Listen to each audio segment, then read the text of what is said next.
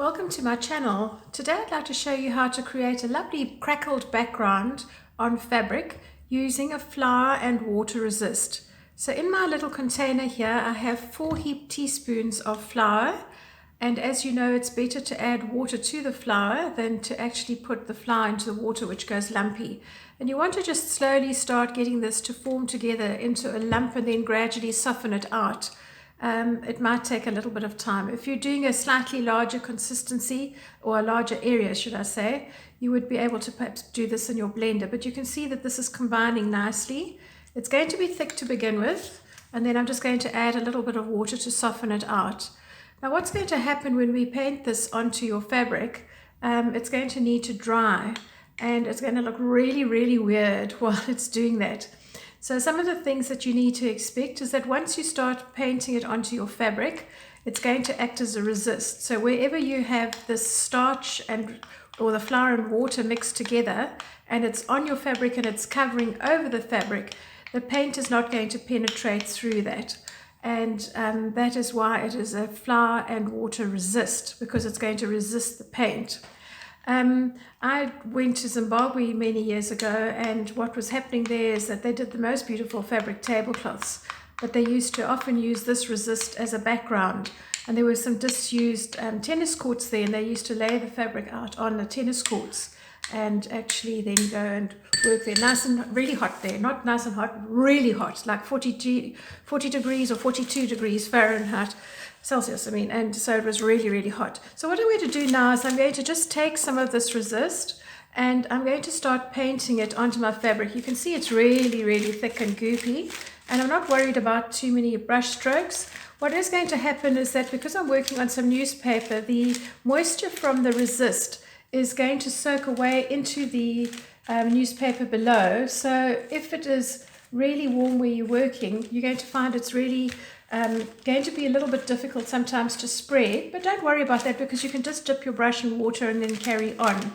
But you want to get this on as fairly quickly and evenly as you possibly can, just so that you don't have too many problems with it drying before you want it to, if you are in a hot area. Obviously if you're in a cooler climate, it's not going to affect it.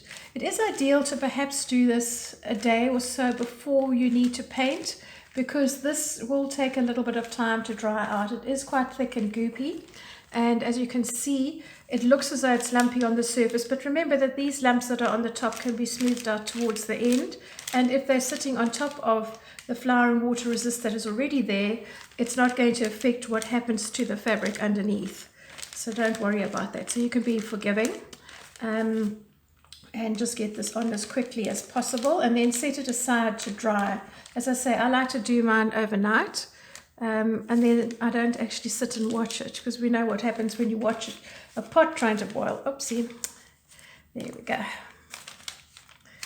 So you just need to secure the edges, hold them down firmly, and your fabric is going to slightly stretch as it gets wet, which is why I haven't taped it down. You can work on boards that you've got sort of table tack or stencil glue on, but this is a smaller piece of fabric, so I'm not too worried about that. And certainly if you're doing a tablecloth, it's more difficult to secure it down because the fabric will shift a little bit. You will find that if it's got little dry spots like this, that you need to just cover them, because those will affect the design that you're working, and it will show up as dark blobs of paint once you actually come to paint your background color on. So I've now got this on fairly evenly, and I'm just going to dip my brush in a little bit of water and lightly coat over the surface, and immediately you can see what's happening is it's starting to smooth out these wrinkles. Remember that I said to you right in the very beginning, what happens is that the moisture from your flour and water resist starts soaking into the newsprint underneath, and it's quite difficult to get it on evenly then. So this really helps you do that. Just look out for these little blobs that haven't been covered well. Okay, so the water will dry away, and we need to set this aside and let it do its work. So give me a second while I move this, and I have some others that I have prepared. So maybe not so easy to see on camera, but here is a design that I have already done. You will see that it almost looks like curled paper, And on this one, if you can see here, I've used a fork just to drag a pattern into the starch, just to see what happens. This one, on the other hand, I have just left completely plain. And I have here on a little palette that I've made some fabric paint. I started off with navy fabric paint, but it's a bit dark for what I want to do. So I mixed my fabric paint in with a little bit of extender, which is also known as clear cut or emulsion. And I have that now on my little palette, and I'm very happy with that. So here's the magic. Let's tackle the one that's actually plain to begin with. And because this has got starch, it's a bit like a wafer or a biscuit. You can just take it and you can crackle it. Can you hear that? Rather fun, this. So you can start to crack this so that it actually forms little veins. It's going to be nice to do this so that you can actually get the paint on evenly. Okay, so I'm just going to crackle this nicely. You'll see a little bit of this is going to fall off onto my table, but that's not serious. Just try and make sure that you've covered most of the surfaces, because you don't want to have one large area that suddenly hasn't been crackled right. So I'm going to get that a little bit flatter. And now what I'm going to do is to take my paint, and I'm taking a little sponge roller, and I'm simply just coating it in some of the fabric paint. I'm using a roller because I can roll over and it goes nice and quickly, but they are quite absorbent. And so I will be able to have enough paint on here to push into these cracks.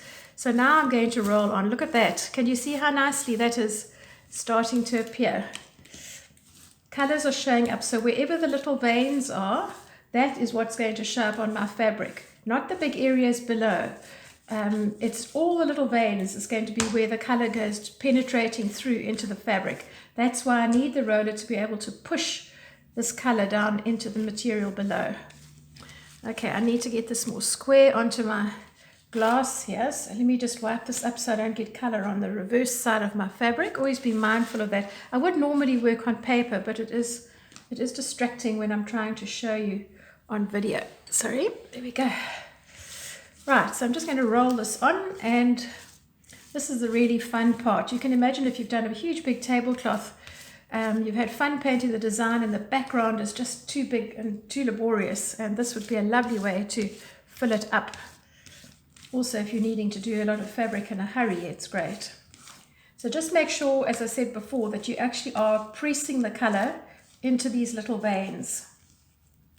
Then you're going to need to leave this and set it aside to dry. Now, because the paint itself is sitting not only in the veins but on top of the starch as well, it would probably be best to leave this overnight to let everything just settle in nicely. And then what you do afterwards is on the reverse side, you iron with a hot dry iron. You can always put a piece of paper over the front part of your fabric just so that it doesn't stain your ironing board. It's unlikely to with the paint being dry, but if you're nervous, you can do that. And then once you've actually heat set your color, then you actually just take a knife and either scrape off this excess flour and water, or just pop it in a bowl of water and let it rinse off.